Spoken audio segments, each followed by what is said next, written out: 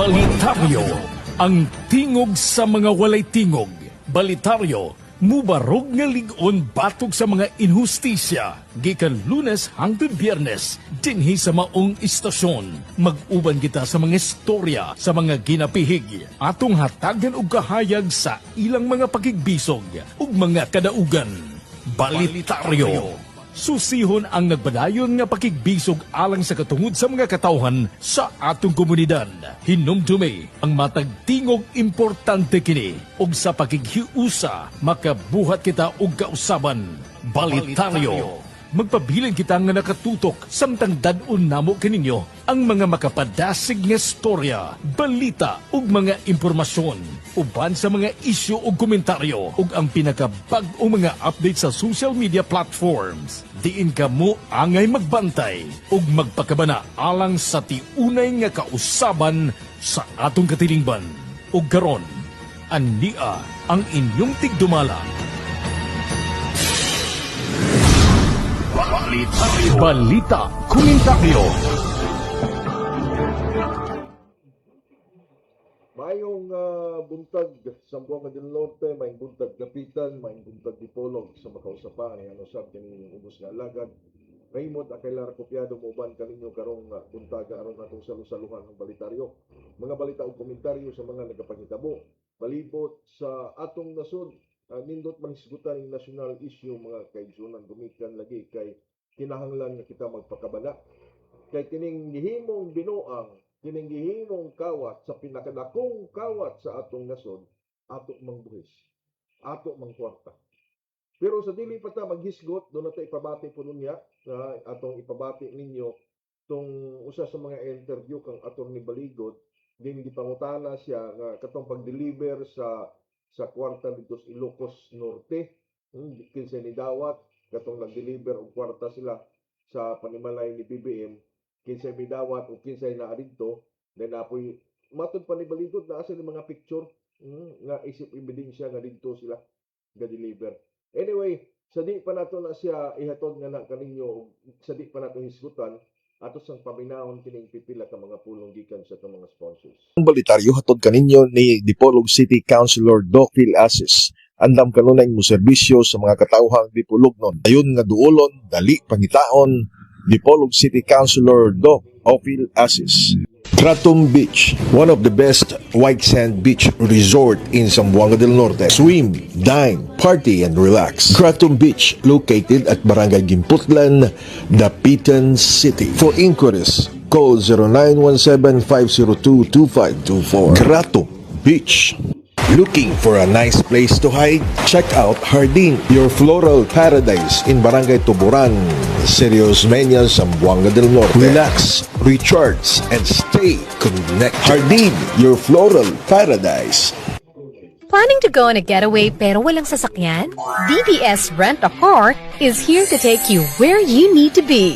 Travel comfortably with DBS Rent a Car. Contact us now.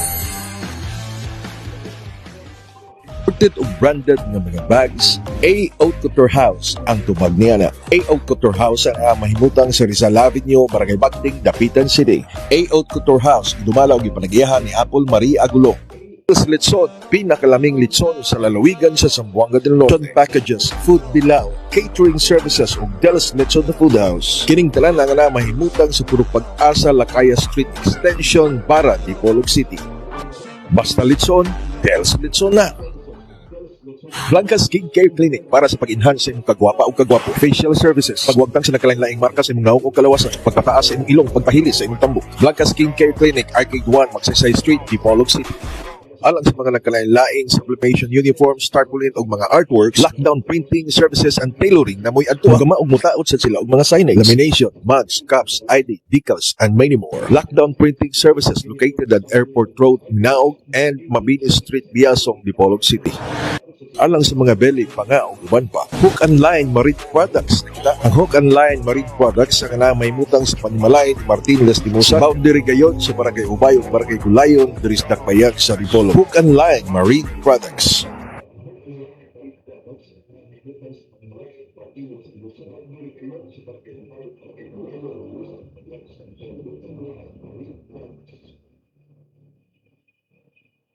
balik ta mga kaigsunan. Nagkasalamat sa itong mga sponsors.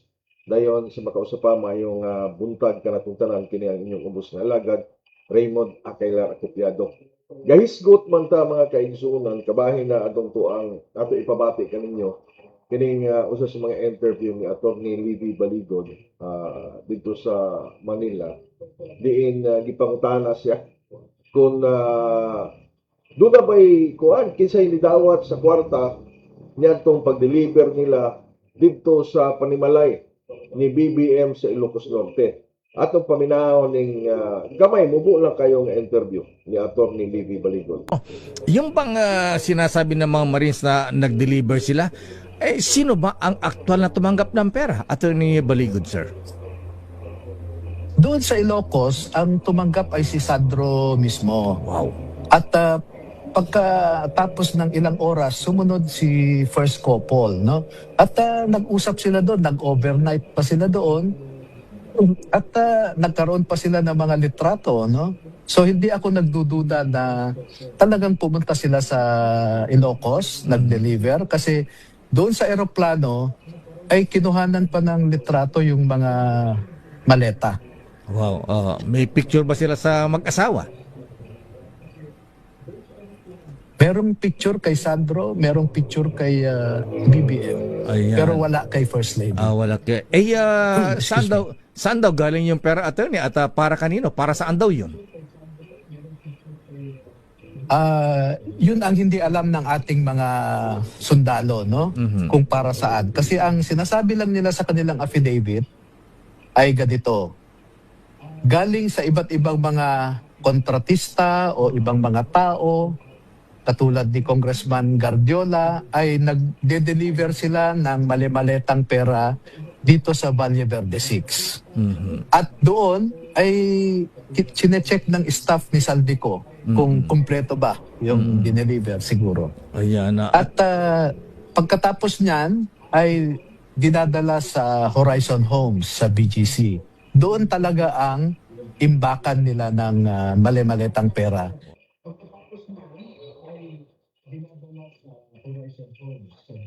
Mauto mga kaigsunan, mauto ang kining ang pamahayag ni Attorney Livy Baligod ato sa interview.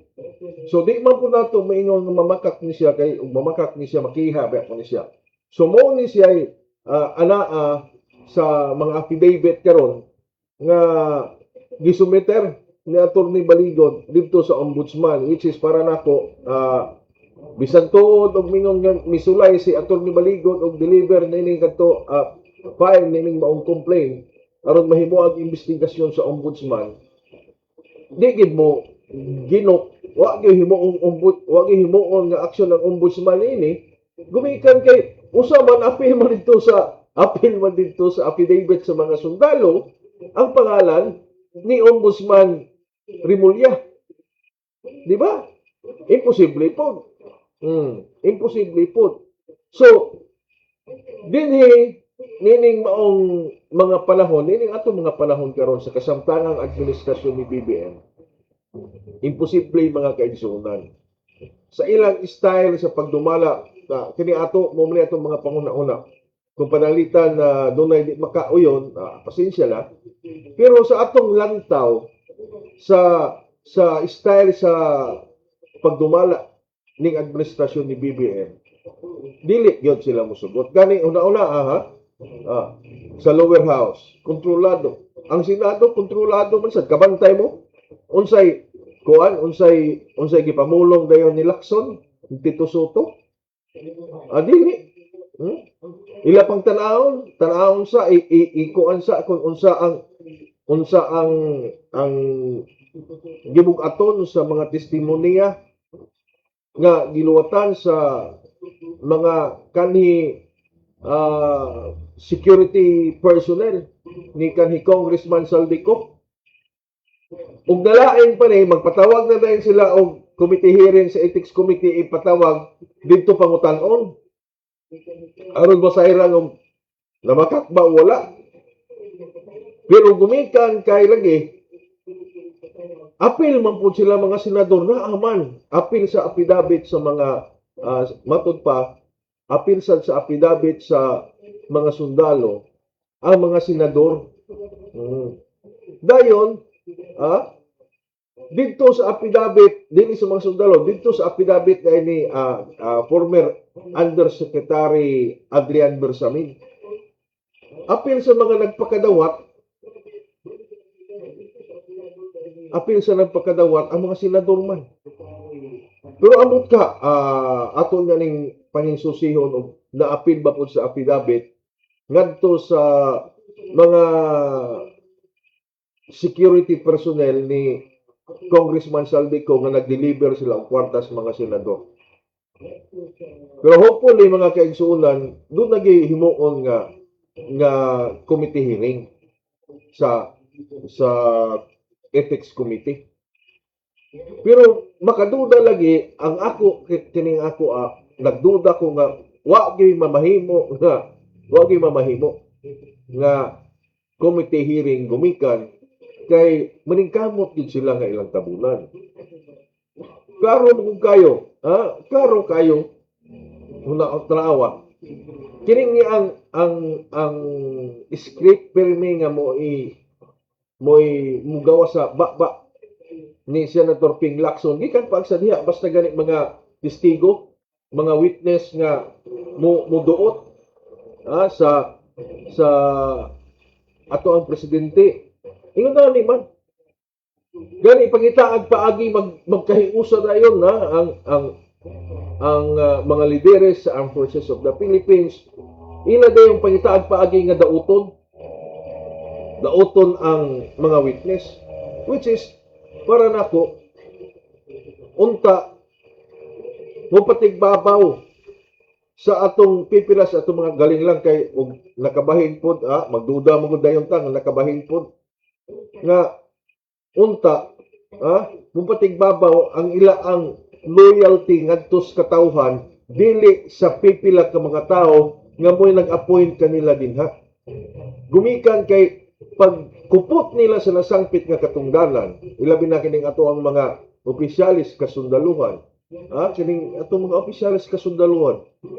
Ang inyong gipanumpaan, dili man nga mo serbisyo mo ang mga tao nga maoy nga naglingkod karon, kundi ang katawhan man, ang nasod.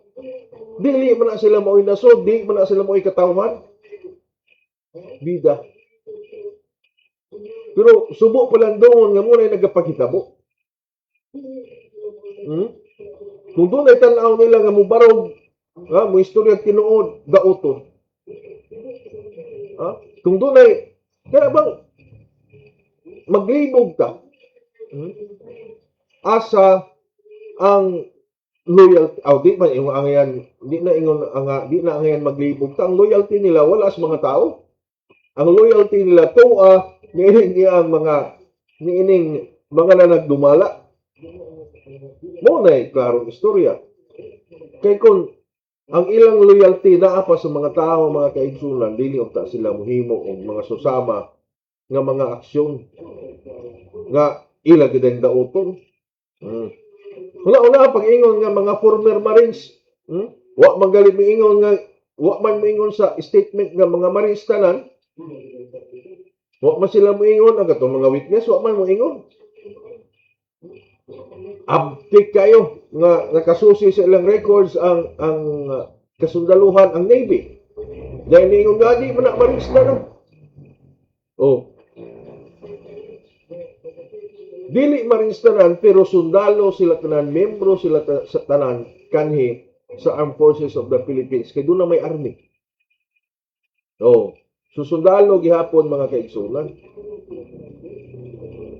Pero bisan pa magkinsa sila, masundalo man sila, Marines ba o civilian ba, dayon nagtrabaho sila kang Saldico. Dayon appeal sila sa mga naghatod. Nag-impake, naghatod sa mga salapi, nag-ihap sa mga malita-malitang salapi. Bisan pa man dili sila sundalo, kining ilaang pagtindog mga kaigsuonan aron ibutyag ang kamatuoran usa na kadakong sakripisyo. Gumikan kay dili biya lalim. Una dili lalim nga imong kontrahon. Ang administrasyon. Kailan tawag gikan ra sa diha, nakabalo na sila kay imposible pugwa sila kabaloon sa ilang gisudlan. Sa pagkontra nila sa administrasyon karon, dili lamang ila ang kaugalingon, mga ilang gibutang sa kapeligro, kundi hasta ang ilang pamilya. Ingon ana mga kaigsuonan. Ingon ana ang ilaang giatubang karon.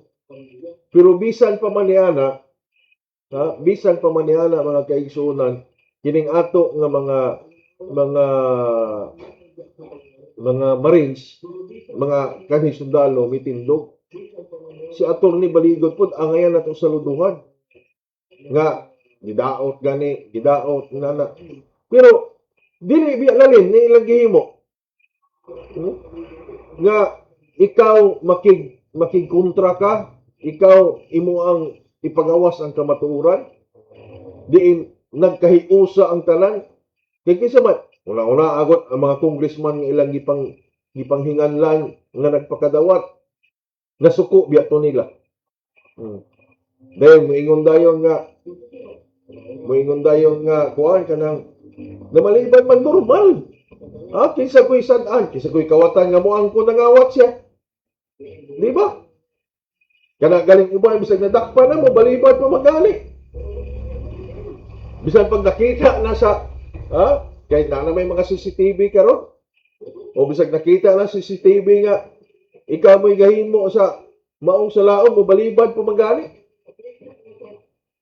Mo balibad gumikan kay bisan pag ingon pa nila kanang uban mga bana sa pagnasak gapatong di gid mo angkol. O nga na ba? So kining ang mga nagapanghitabo karon. Hinaunta nga mamahimo na kining kuan ba?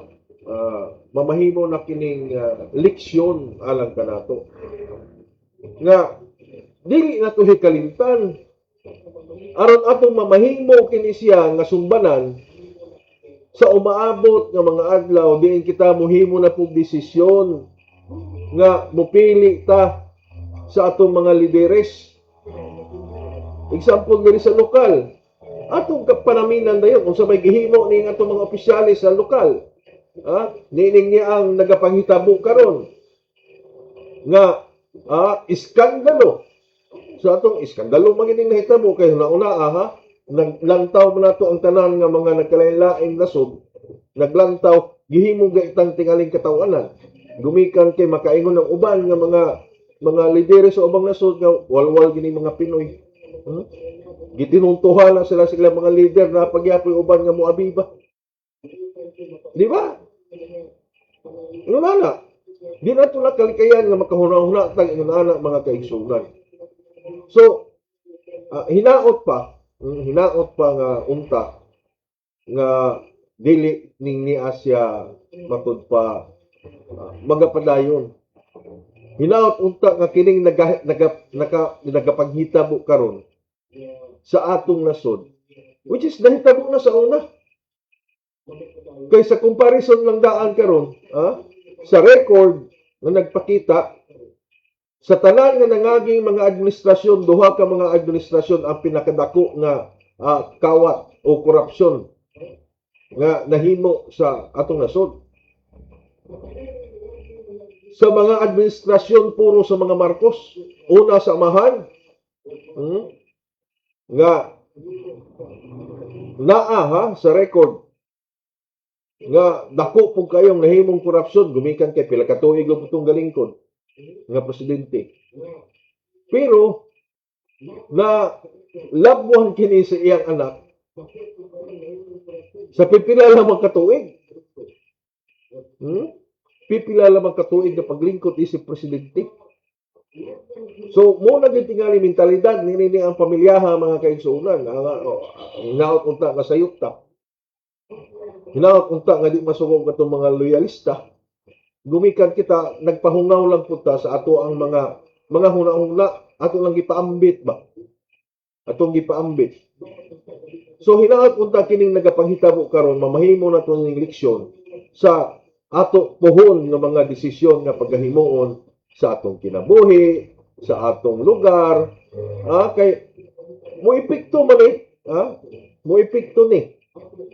Especially mga kaigsunan, kung ang atoang nga mga local leaders wa po'y gihimo. Gumikan kay tuwa sila. Nagayukbo na ining ang mga kadagkuan natos nasyonal nga grabing pagpangurakot na gihimo. Which is makaduda ta nga basig appeal sila.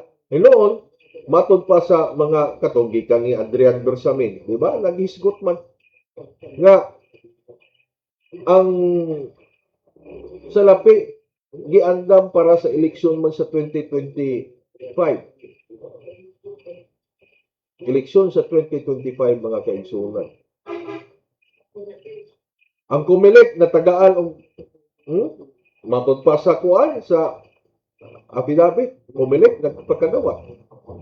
So, di po na tumabasol nga ang atong mga local officials, local elected kunuhay officials, o local officials chosen by the Comelec,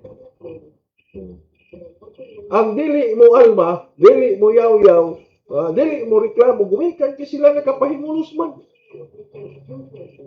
Sila may nakakuhan sa bunga sa nahimong korupsyon, bunga sa gihimong pagpanglimbong. Kaya matod pa ka ng mga senador diyan di wa man tanan kadaog. Kumilik may nagkapadaog nga na. Unsa nakas lokal? Unsa nakas lokal?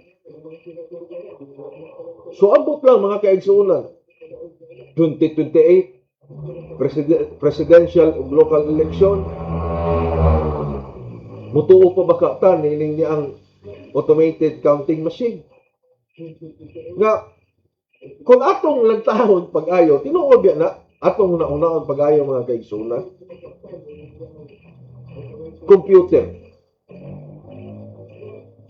Mas dali nga mamanipula ang computer kaysa manual counting.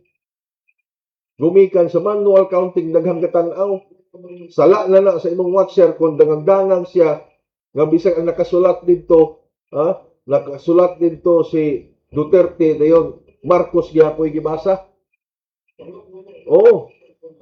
Pero sa computer mga kaigsuunan,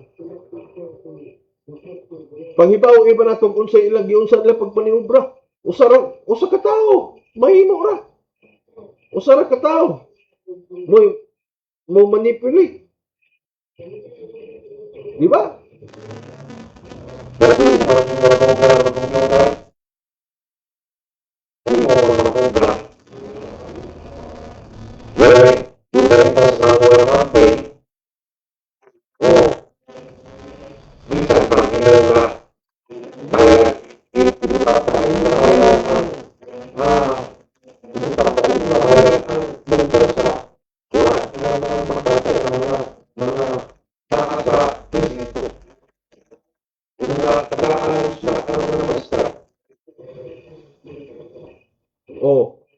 Doon naman kay kaugalingon ni mga watcher nga imo pong gisuhulan. So kadto maka istorya to. Di ba? Kadto sila makareklamo. Whereas kung direta sa automated counting machine,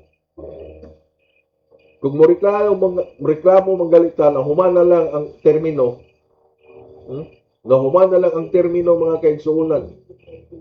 Di pa mahuman. Whereas kung naa ka rito sa presinto, reklamo diretso, kaya makita man nimo, dali ra.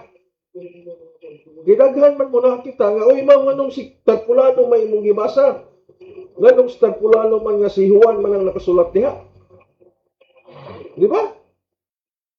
So, inunana mga kaigsunan ang ato pong bantayan. Kaya bisan tuod o ato muna-una nga kinahanglan nga mangita gitag kausaban, ato yung bag-uhon. Pero naa gihapon kining limbo kay matod pa nila abot sa katinuod nga kining style sa ato ang mga kuan automated counting machine kung dili kuno ka mulabaw og dako kayo di ka kadaog kung di ka padag-on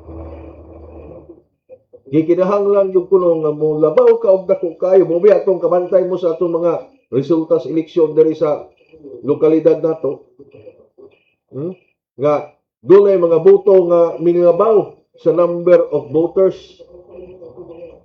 So doon na pang patong daan. So kung dili ka mula ba og dako, nga imo yung biyaan nga mabumbon imong kontra, dayon kining imong kontra mo'y nasurtihan nga mo'y tabangan sa automated counting machine, adi ka kadaog. Di ka kadaog mga kaigsunan. So kining niya karon nga murag imo namang makonek god, imo nang makonek ug imo nang sa mga nagapanghitabo sa imo mga pagduda sa una, mga pagduda sa una karon imo nang ma-prove gamay nga tinuod gid ay gumikan kay masumpay man makonek man nimo sa realidad, makonek man nimo sa nagapanghitabo sa lokalidad nga bali no malita-malita ang kwarta di ay ang gidawat sa kumilik mao di ay nga ini ang hitabo kaya sa may purpose kanong tagaan magkwarta ang kumilik kung pananglitan walay himuon nga hocus pocus walay himuon nga magic nganong tagaan pa man sila kwarta di ba unsa may katuyuan nganong tagaan ang kwarta. Oh. So, muna nga makaduda. Mauna nga mukunik na dayon sa atong mga pagduda. So, mga kaigsuonan, hinaot unta. Hinaot unta nga mamahimo kining leksyon kanatong tanan. Apiki na magkita sa oras. Adlawng Biyernes karon magkita-kita ta. O magkita-kita ta sunod sunod ko ang mga kaigsuonan sunod semana sa ngahan sa atong mga sponsors kini ang inyong ubos nga alagad Raymond Akayla Topiado mayong daghang salamat maayong buntag kanatong tanan.